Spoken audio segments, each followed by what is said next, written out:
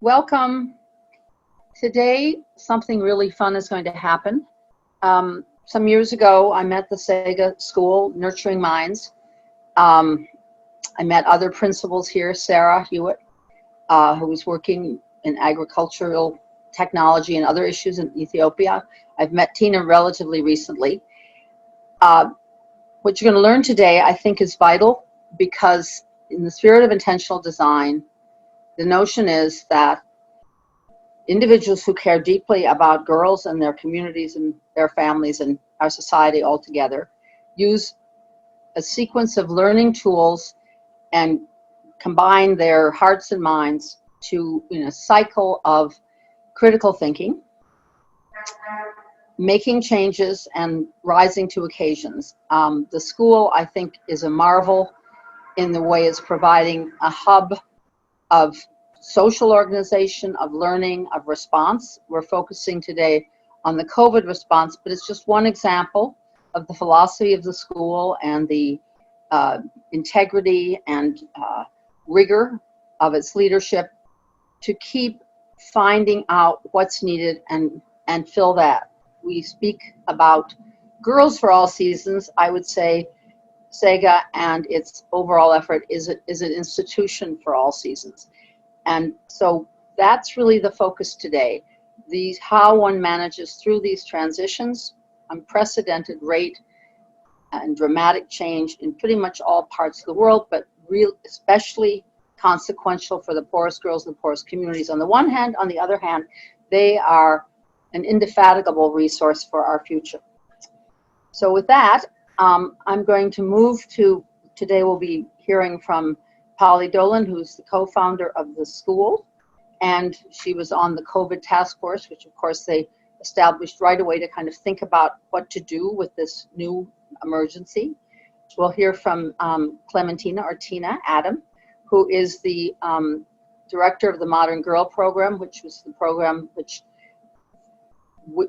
staffed by girls who've been at the school, created really a network of mentors to support not only the girls back home, but the communities they came from. And Sarah Hewitt, who has been present in the life of the school through, I think it's almost 10 years, it's a long time, guiding some thinking about technology, and of course being very committed to Tanzania and the school, is a board member and also on the COVID task force. And they can tell you more about themselves both directly and indirectly. And my first question is directed to Polly. I want to find out a little bit more about the background of the school. You know, why did you do this? How did you do this? And how did the school move from just being a school, not that that's not enough, but really use it as a base from which to bring transformative change in the very challenged area of Tanzania in which it was founded, which is Morogoro. So tell us what you know. We started SEGA in 2008, and originally, as you mentioned, the idea was for a school, and now it is much larger than just a school. The whole organization was started in response to the situation that girls are in Tanzania, especially poor girls. And the whole purpose is to help girls reach their full potential through building their academic, leadership, and business skills to help give them the tools they need to get out of poverty.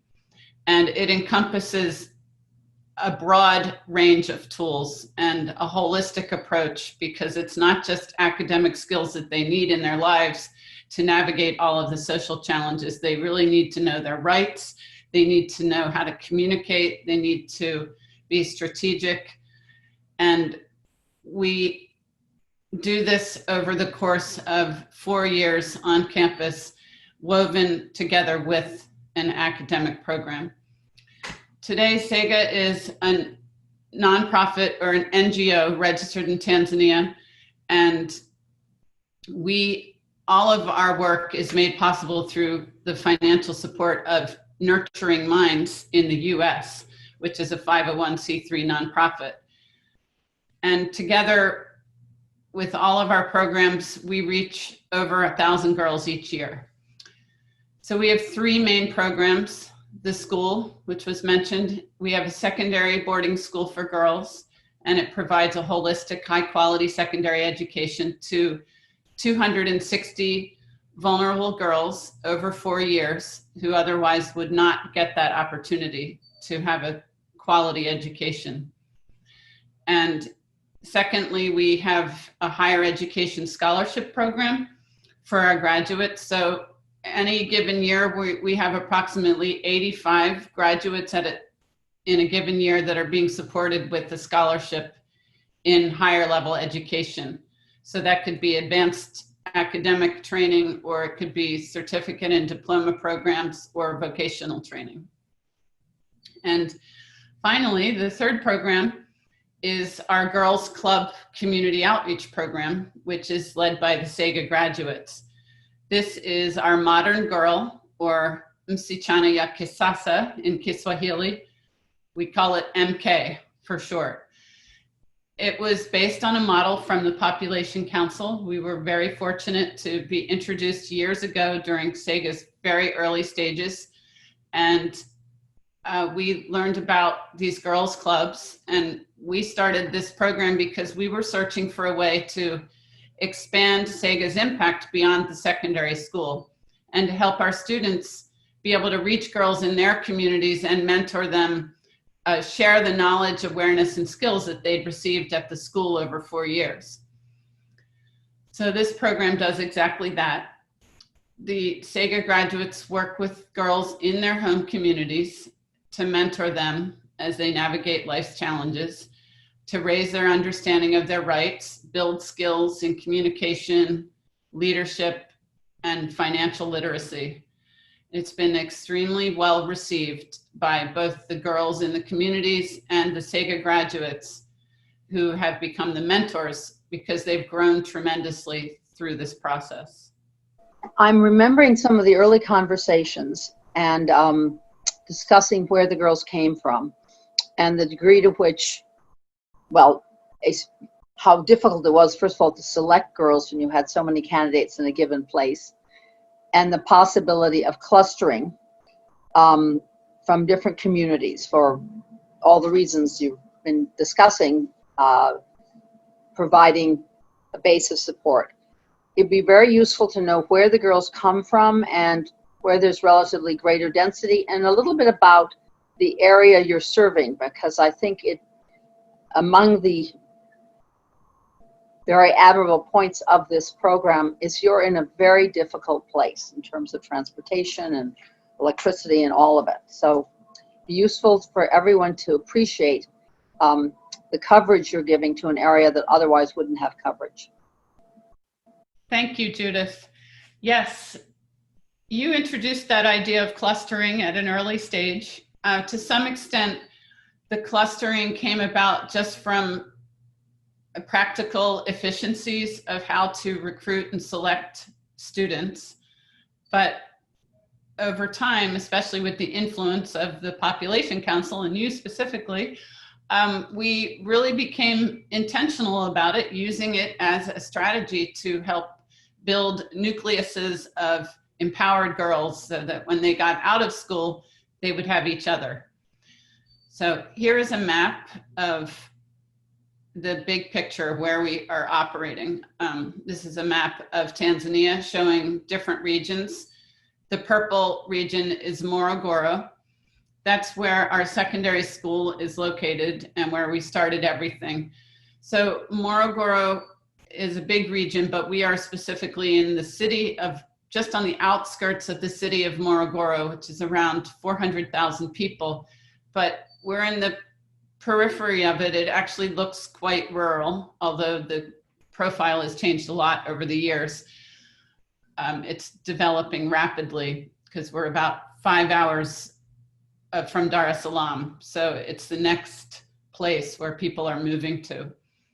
But many of our students come from rural areas and semi-rural areas. And as Judith mentioned, especially in the rainy season, the roads, the infrastructure, it can be a big challenge. Electricity is not a given. Water is not a given. Even cell phone, although coverage is very wide, a lot of our students don't have access to phones, although they might have a SIM card that they can use in someone else's phone. So the general context can be challenging. The school itself is 15 kilometers outside of Morogoro. So the dark purple on this map shows where we have recruited 100 or more girls over the years. And the deep orange color is 50 to 99 girls, and then the mustard color is fewer numbers, 11 to 20. But you can see that largely we've recruited from 4 main regions. And the green dots represent where we now have MK clubs, Modern Girl Community Outreach Clubs. I know we'll hear more about this, but a little bit more on how the clustering has helped lay a foundation for the emergence of different parts of your program. And then I think we'll turn to a discussion of the Modern Girl program. The clustering approach has been helpful for a number of ways, from practical efficiencies to helping us give birth to a new program. Because if we didn't have clusters of students that were returning to their communities, we didn't have relationships with the community already, with community leadership, it would be very hard to communicate, to get goods and supplies out, to be able to have a presence on the ground, to be known, to be able to start a new program. So all of these things were extremely facilitated by the fact that we have clustering approach to our selection. I think that it's a good time to introduce Tina to speak a bit about the MK program and where it has been established, looking at this map. Thank you. The program, as the map shows, the program is located in 3 main regions, the Morogoro region, Iringa, and Dodoma. We opened with 4 clubs in 2016, but over the years, we've been able to expand the program throughout the other regions to include and form 35 clubs that have operated with the help of SEGA graduates in the communities. As Madam Polly had mentioned, the MK program serves girls in the communities where our graduates are coming from. So when we move from one region to the next, we follow the trends of where our graduates are coming from. Like in 2017, we had a lot of graduates from Kilolo district in Iringa. That's where we went to open the program so that the MK graduates, so that the SEGA graduates are able to mentor girls in their community and are able to take this program back in their community.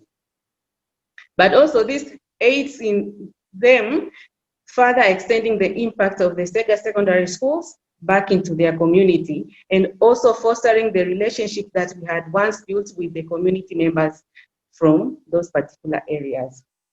But also this year, prior to the pandemic happening, we were able to open in Dodoma region, where our last year graduates, most of them were coming from Dodoma. So this year we are able to open in the Dodoma region, and we started the program there, where we have 4 clubs that were served by the SEGA graduates from last year. Currently, we have about 33 SEGA graduates who serve as mentors in different regions. As you have seen, we have 35 clubs who have been from 2016 up to now. Our goal is to have at least each club be served by 2 mentors so that they could collaborate together and work in ensuring that they both serve the girls, because you might find one center has about 20 to 30 girls, and sometimes you have centers that have up to 50 girls. So depending on the number of the girls that you have in a particular club, you assign the mentors in that way also. And in some cases, SEGA has been able to recruit girls from the clubs who have finished a year of being in the club to become a mentor alongside a SEGA graduate. In some places where we have high demand, we might not have as many graduates, we're able to partner side by side and bring some of those girls up, which has been very effective. One of the things you're pointing out that I think is so important is that initially there may be skepticism even, but as soon as people see how this operates, this was the experience we certainly had in Upper Egypt, there becomes demand from these communities. They see it as something they want. So from what I'm hearing, you've had to really operate in places where you didn't know you would be operating because of demand and need. That's right. We didn't initially plan to go to Mvomero, for example, but we now have a thriving club there because we were asked by the community. So we were able to do that.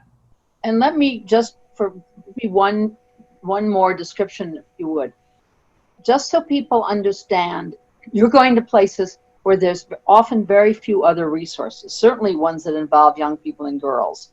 So you may be the first real initiative that reaches that population in places that don't have many other resources. Yes, definitely, that is true, because there are some places you go, there are no any resource that serves girls or offer education specifically for girls, and the kind of education that MK offers that centers more in the well-being of the girl, improving their self-awareness, improving their confidence, improving their health, but also being able to understand financial literacy and entrepreneurship activities that they can do. And most girls in these villages are those who either end up after standard 7, they don't have an opportunity to go to secondary school there, they're just at home, and then eventually end up being young mothers or teenage mothers. So for them, having an opportunity to receive this education helps in largely reducing the number of these teenage pregnancies. Like when we started in Vomero, the community development officers there were saying, like, here we have a lot of teenage pregnancy cases. Like, this program is going to help them a lot.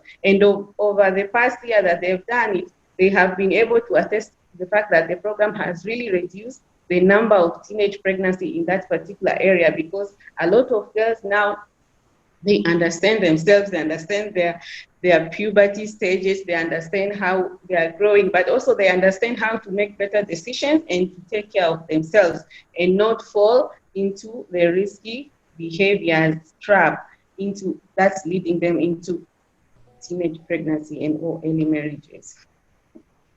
Tina, you probably will talk about this a bit later, but you mentioned teenage pregnancy, and I remember the first conversations with Polly.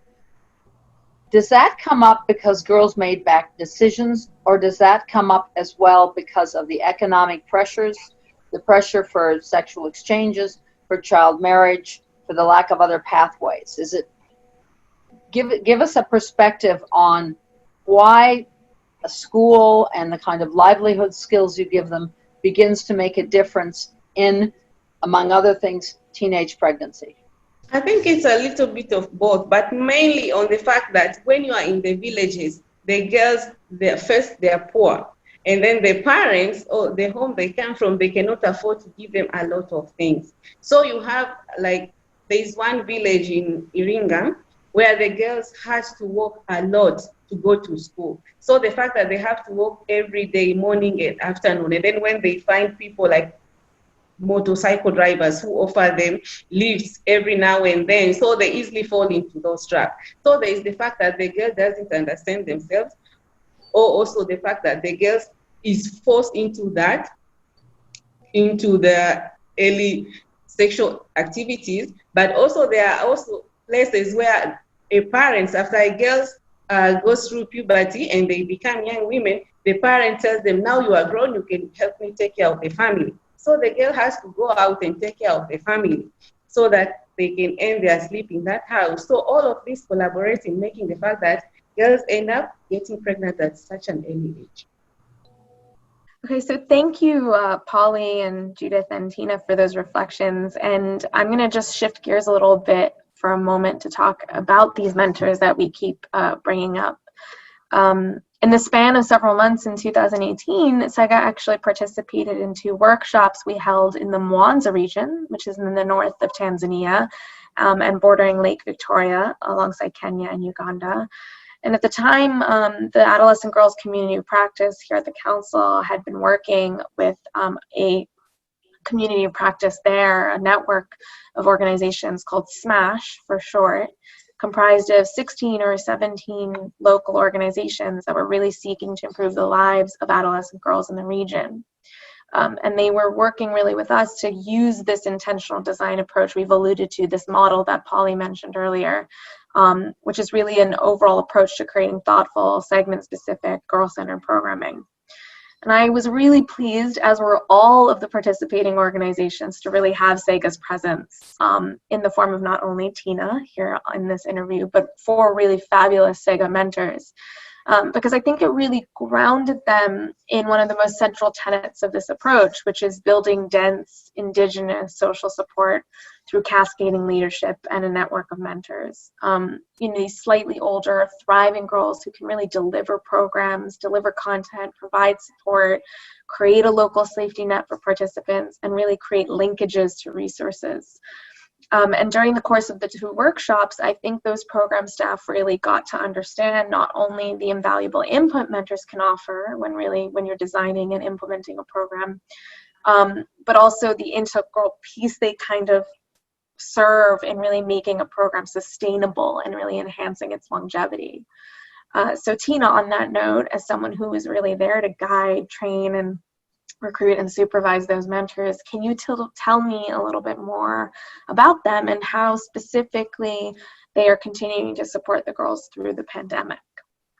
During the pandemic crisis, when it hit, on March 17, the government announced that the schools are going to be closed. And the mentors and the program, we primarily work in government schools that we are partnering with in the communities that we work with. So for that week, since the day that they announced that was Tuesday, that week for that weekend, and we usually do meet on the weekend. So we had to go back for 1 more week to inform our girls, but also inform the parents and the leaders that we work with that the program is going to be halted for a while. So on that weekend, the mentors went back and spoke with the girls and their parents that due to the pandemic, we are going to halt activities for a while, but we are going to come up with a different way to see how we can support you.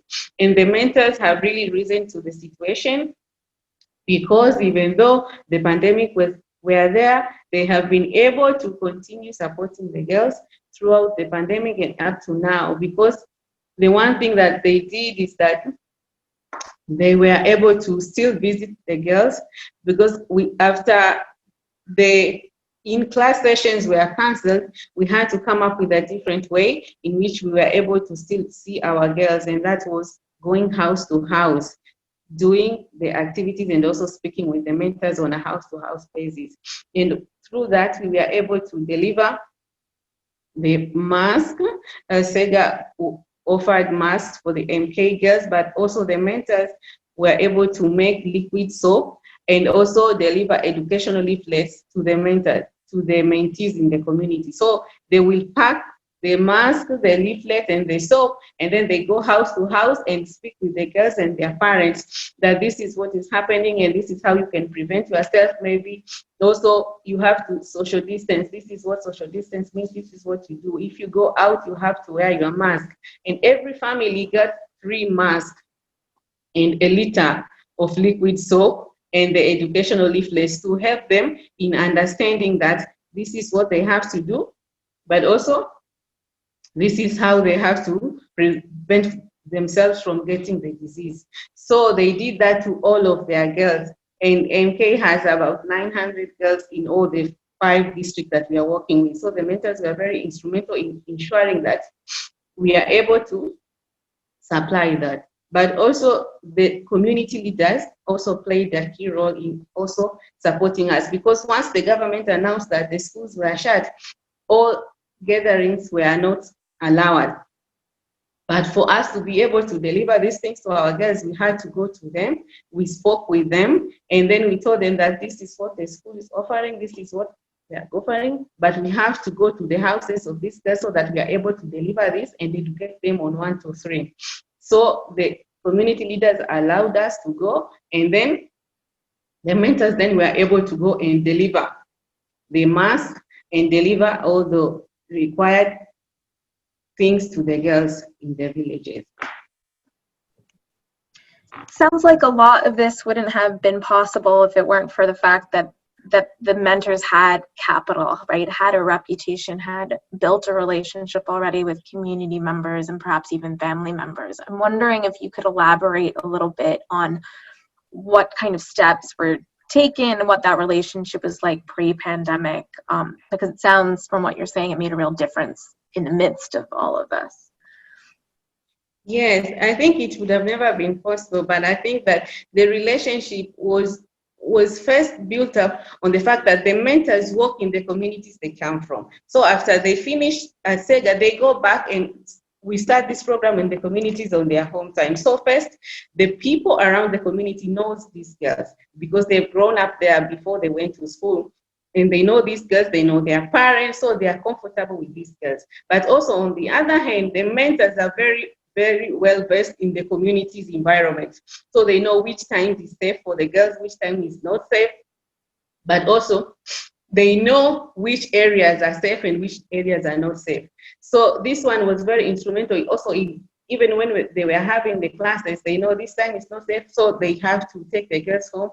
And also, the community leaders are able to understand because they know the girls are from home, because they are like, it's a home child, so there is no any issue with them. So all that serve as a backbone of the leaders, allowing the mentors back to them. You've given us a really strong picture of the girls' ability not only to function, but how welcome they were in the community and the strength of those linkages. The pandemic comes. You have a week, really. The residential girls go home, and they haven't been used to living at home, at least not, they're 9 months away. The other girls have been in a club, having the secondary benefits of the school. One group goes and it's confined suddenly, or it's at home suddenly. The other group has been at home all along. What are some of the differences in their responses and needs when with the pandemic? In mid-April, we sent a package to all SEGA beneficiaries or participants, meaning all 260 SEGA secondary school students who are now at home, and all 900 girls participating in the MK Girls Club program and their 38 mentors. So this package was information on COVID-19, prevention and response in Swahili, and we had developed it together with the US-based task force and the Tanzanian task force, and we had medical doctors, and we found dynamic pictures and got it approved, and it was really meant for all audiences from very basic education level on up. And we sent that out to everybody. We also sent out 3,600 cloth masks, providing every girl with 3 masks and the liquid soap. So that was sent to everybody. In addition, we sent to 33 of the secondary school students who we knew were in high need of food support because they were suffering from flooding in their community. The rains had been going for 6 months solid. Crops had rotted in the fields. They were on top of the pandemic and the stop to tourism and all the economic impacts that brought into the country. On top of that, they had these other environmental challenges. So 33 students we sent cash assistance to. And basically, the secondary school students received academic educational packets on top of all the COVID-19 information because we were aiming to keep on with their education. For various reasons that did not work out so well, which we can get into later. But thanks to the network of people we had in the community, we were able to send out those packets. And also we had the school matron, the nurse, and the counselor checking in with the girls, with every girl from the school regularly on the phone. And if they didn't have a phone, they used their neighbor's phone. And we just to find out what's going on at home, how are people, is there anything we can do to support and to keep them on track. The MK program, we also did our best to check in with the girls, but it was through different mechanisms. It was through the field officers and the mentors, but Tina will talk about that. Yes, so when the pandemic happened, the mentors were also distraught because they had to stop working. And as you have mentioned, the mentors also depend on the stipends economically to be able to take care of the family. So it was not only on the girls, but started with the mentors also. So with the mentors, they also get assistance on top of giving them the soap and other things. The mentors also got assistance of about $266 each mentor that they used for about those 3 months. But also we were able to give them some money, about $100, to be able to start an enterprise that they could be able to run, to be able to facilitate, because some of the mentors already had kids that they needed to take care of. And then during this time, the business was not doing as well as it used to be doing. So they needed the assistance. And some of the businesses that they opened include, a lot of them were making and selling liquid soap around the communities, because at that time, everybody was buying soap. But also some opened like an eatery auction or an eatery center where they will make breakfast and people in the community will come and eat breakfast from them. So the girls mentioned that they did experience a lot of difficulties when they were at home. Some where their parents used this time to make them stay in the field for longer hours, so they will go farming from morning to evening. Some will even go farm for hire, and then the parents, when they came home, the parents will take the money from them. And then some say that they were left at home as caregivers. Since the mother was out working and the father was out, or the guardians were out, they had to stay at home for longer hours, sometimes without even food, and take care of their younger siblings. And then there were others who say like their homes had a lot of parental disputes. So some got shifted from one area to another so they could go stay with the relatives. So we also see a lot of reallocation during this time, because it was almost 3 months, and then parents were not prepared for having their daughters at home for all this time, because this particular time they were supposed to be at school. So there was a lot of conflicts which led to violence, and sometimes the girls had to be sent away so they could stay with other relatives in further villages. The SEGA provided the necessary knowledge and the necessary materials and the soap and the masks so that they are able to know at least how to take care of themselves during this time. But also the mentors were responsible in checking in with the girls. And during other time where the mentors cannot reach that girl, we told the girls to directly call a field assistant in that particular area.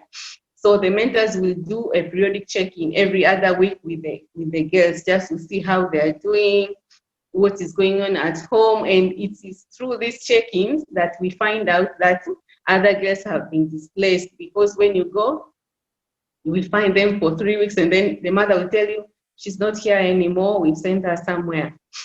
So these check-ins were also used in finding out how our mentees were doing during that time. You described that it was not uncommon, in fact, quite common, that girls, older girls, other girls would find themselves at home and suddenly given responsibility for the feeding and care of whoever was left there. Some were relocated to work in fields, that they were really not autonomous. They were, as much as they might be loved, they were, available to their families to fill in scarcities. And in doing that, which they probably did willingly, They were put in unsafe situations, sometimes explicitly exploitative, encouraged to have transactional sex, or in situations in which it was almost completely unavoidable to get something. They had difficulty studying. They really could, you had sent the packets, but they didn't have light, they didn't have time, and obviously the pandemic was psychologically hard on everybody. Those are the girls you knew and were supporting. A question. Something like this happens. Is it different to be a girl than be a boy in a family like that? Answering your question, Judith, the girls are hit different when something like this happens in the community.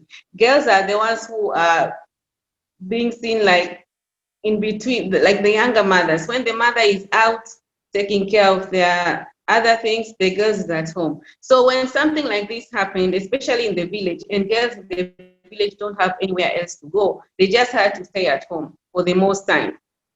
And now the mother is saying that I have to go out and take care of the farm, or I have to go out to work. You stay here and take care of your siblings. So the girl is there. She has to wake up, take care of the siblings, make sure she showers the younger siblings, make sure she cooks for them, for the house who are able to provide home. There are other homes where they only had 1 meal a day, others 2 meals only. So the girl is there to do all those things.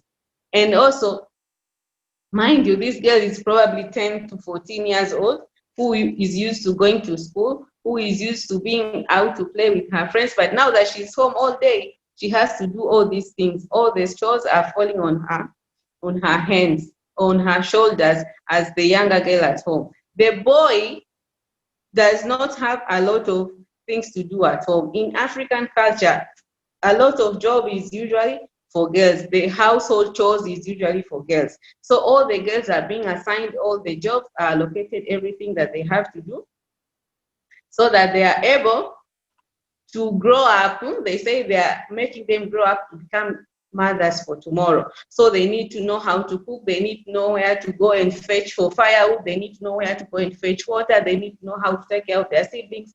And even when it comes to a situation, they need to know how to go and farm, so that they are able to bring food on the table. While the boy may be left idle or go out and play all day, and when they came home, they will still want food on the table that the sister is responsible for cooking. And that is for the household, at least, that they have a mother or a guardian. There are other households, they are only living maybe with one guardian, who is also a grandmother, and maybe she doesn't have any other thing but only a farm. So it's just the grandmother, there's no any other body. So the girl is also responsible, because the grandmother at that old age cannot do everything on her own. So the girl feels or is compelled to be able to step up and do these things. The pandemic has also highlighted the need to make sure that when a crisis comes, there's the social and psychological support. There were so many unknowns about how this would impact families and communities. And often there was a gender divide, with women providing a lot of that care and emotional support within families.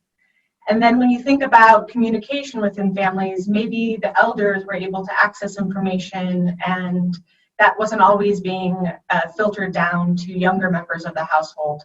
So the MK program was really valuable in being able to speak directly with the adolescent girls within the households, making sure they had someone to talk to and express their emotional stress, and have that be supported, and also receive the information directly so that they could share the information as well. The mothers obviously deserve and need support, but their well-being and their agenda is not identical with the girls, and there's often a confusion between a program for quote-unquote girls and women. A program for girls, as you describe it, has very specific characteristics, and the girls sometimes are having to, the person who is shaping the way they use their time is their mother, who's under stress, whom they're empathetic to.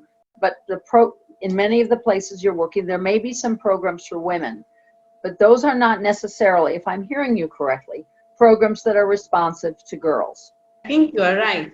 In most cases, the girl is still under the parent's care, and the parent, if the father is not available, then the brothers are the ones that sort of own the girls until they leave the house, or maybe until they are 18 and above. But anything before that, they are strictly under the parent rule. So the boy can go out and do things, but the girl is not as free, and they are supposed to do what they are being told. So Sarah, just shifting gears a little bit, I'm curious to think about not only in terms of the pandemic, but just in the overall experience of after years of implementation of the Modern Girl or MK program. What are some of the anticipated long-term impacts you guys foresee or you expect in terms of food security, in terms of kind of community engagement, buy-in, technology introduction? I know this is fairly broad, but I think you're probably starting to see a lot of things take hold, and I'd be curious what you think those in the long term will be. And in relation to the pandemic, also, what kind of adaptations were made that you think you want or expect will continue, hopefully long after the pandemic is behind us? The past few months have only increased the importance of the Modern Girl program, and it's really demonstrated that the MK mentors and the girls and their clubs are what are building resilience in their communities, and that they are continuing to offer this really important, secure space for the girls to meet privately with mentors and get supported.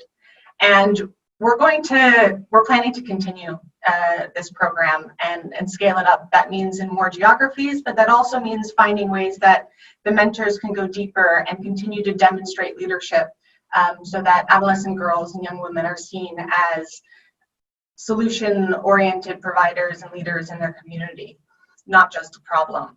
And I think, as we've talked about, during lockdown, groups weren't able to meet, but mentors were able to figure out, okay, let me do these house-to-house visits so we can keep these girls on track.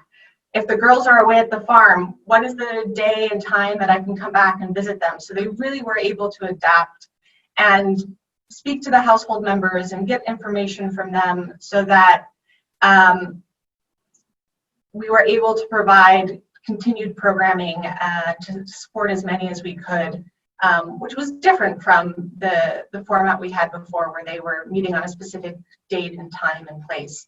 So that adaptation has been really important, I think. In the long term, we are trying to build brighter, better lives for MK girls through this programming. And as we've talked about, we've been trying to make sure that the programming is really specific to the ages and life experiences of the girls, the ones that are out of school, the ones that have children already, and are focusing on the topics of leadership and self-confidence, reproductive health, and the financial literacy and career counseling. And we really mean about earning incomes. The economic element has been really important in this COVID crisis. So making sure that the girls in the clubs are thinking about how they're going to earn income, whether that's making soaps or delivering foods or introducing solar lights. The exposure and the support that the clubs provide to the girls is going to be really important moving forward as well, because we're expecting the economic crisis to continue and also to be layered and further impacted by ongoing other health issues that are really critical, environmental issues that we've talked about with the floods and droughts that may come. So there really is going to be a layering, and the Modern Girls program is really what is needed to make sure that the girls can overcome these challenges, because any losses or negative impacts that they receive now are going to be amplified over time. And so we're really proud that most of the girls that were in school before have returned. but we are very aware and sensitive to the fact that the economic recovery that's going to happen will happen over time, can really impact the rest of their lives. So getting girls back to school and making sure that every year of education that they get contributes to a lifetime of increased income, making sure that we can delay first pregnancy and motherhood for girls, but at the same time, we know that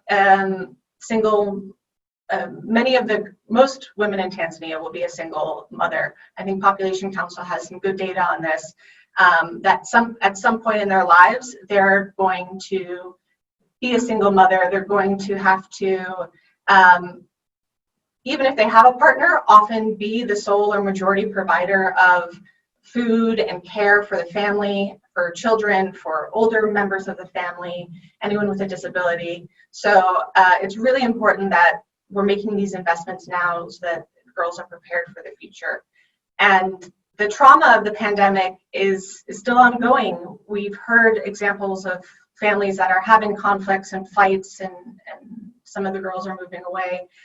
The violence will continue during this time with the economic hardship. So we want to make sure that we're providing support and really accompanying the girls over the years so that they can make this transition, stay on track and become happy, healthy, thriving adults. Finally, I would say that COVID has really helped us recognize the leadership of the mentors in the communities. They're really innovators. So they were able to distribute the liquid soap, but then also come up with businesses around it and make liquid soap to meet the needs and earn income. They were able to take the small investment capital that we offered and find ways to have more income for themselves and their families. We tried to be innovative and use tablets. We decided not to force and run with that and introduce it.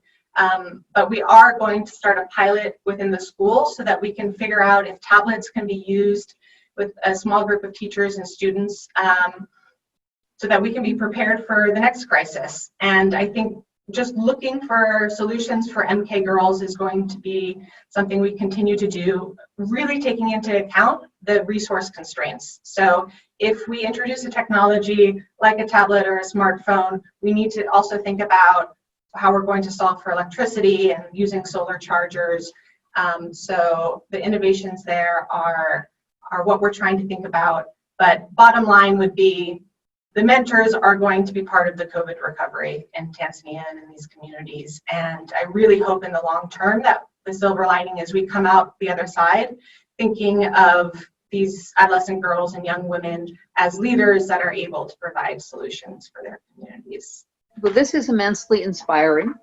It also highlights what you're learning in this part of Tanzania is part of a global puzzle.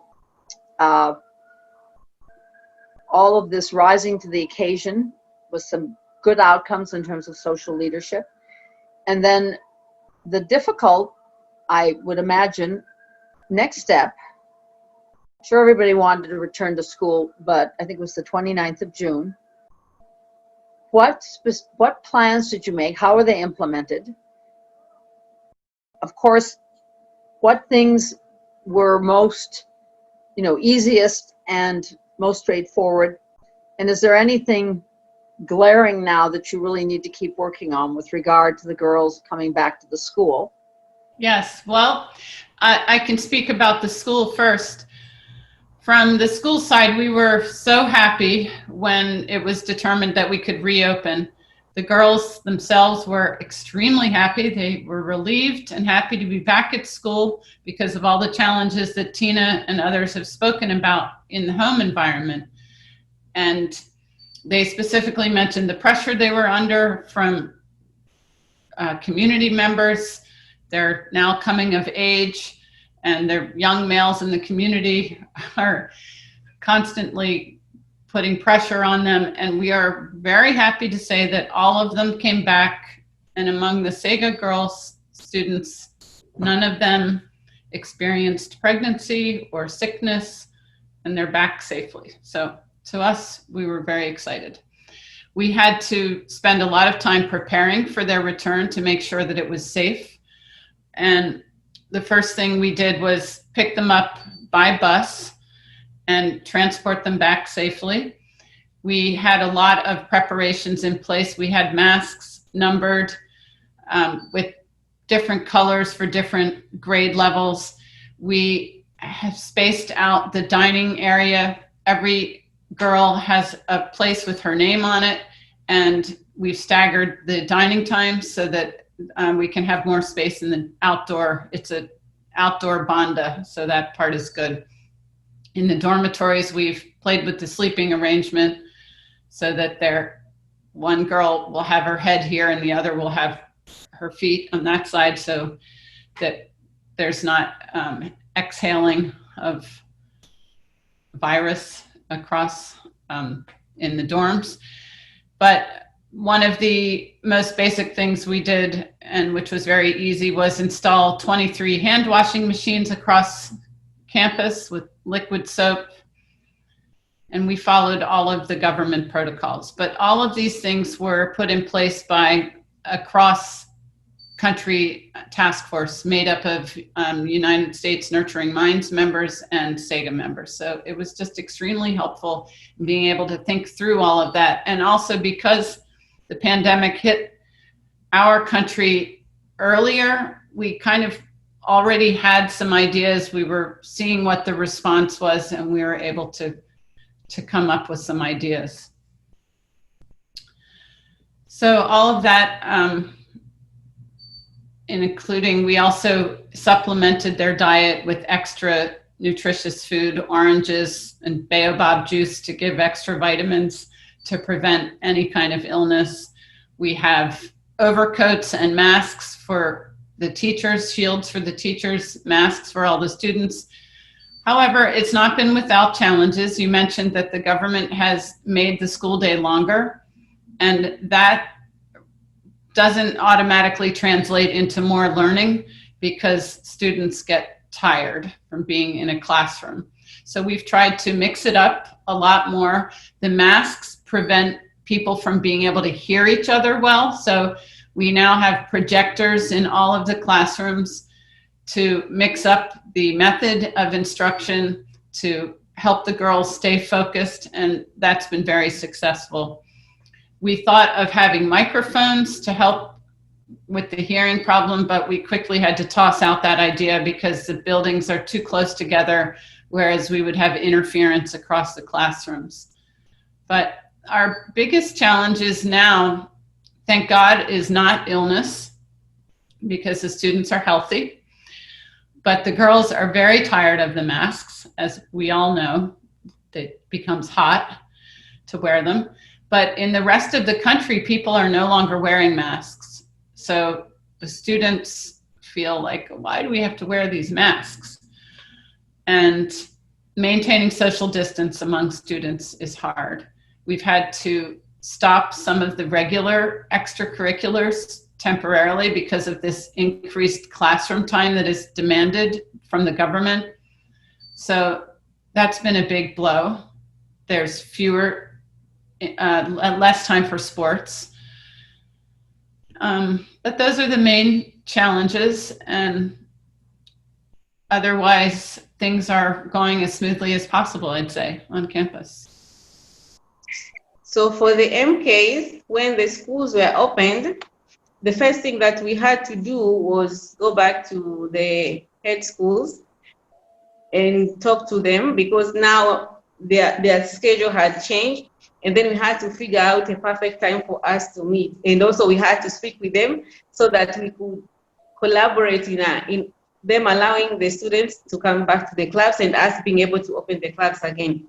So after we spoke with them, and since their time had extended, we usually meet twice a week, but then in almost all areas, we had to reschedule our time in either meeting only Saturday or only Sunday, because the schools were using the extra day so that the students can catch up on their studies, especially the examination class, standard 7 and standard 4, and Form 2s who are in public schools back in the villages. And then after that, we were able to open the sessions as usual, but the one thing that we did was making sure that all centers provide water and soap for girls to use as they're coming into their session. They have to wash their hands before they go to class, and after they come out, they usually also come with their mask. And sometimes we had to adapt to not having them in class, but rather outside on a playground, so that they could be, the air is circulating better, and also they could be outside and make other sessions outside, which is much more better than just being inside for the most time. Another thing we've realized is that not all girls have gone back to school. A majority of them have been able to go back to school, but a few here and there have not been able to go to school. First, the 4 girls who were pregnant were not allowed back to school, and most of them were in primary school. But then your other girls who left to go to live with other family members, it took them a while before they were able to come back to where their family was, like their parents were, so that they could go back to school. So during the first month, not all girls were able to be back to school when the school immediately opened. But now, since it's over 6 weeks after the school has opened, a majority of them have started coming back. With all of this kind of tour de force information, whether each of you, including Sophie, any last questions or observations? And I have a question. When we know it's over,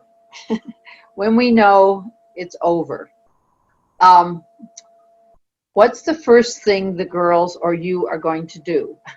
It's not going to be over right now. Like even currently in Tanzania, the government says the COVID is over, the pandemic has, people have gone back to work and things are still going on as normal. But we all know the actual impact of the pandemic is going to take some time to fully be over from the communities, especially from those rural communities. Because still a lot of girls are finding it to be difficult to get the necessities, the actual necessities that they need, but also for them to fully get the emotional aspect of it outside, it will definitely take a while.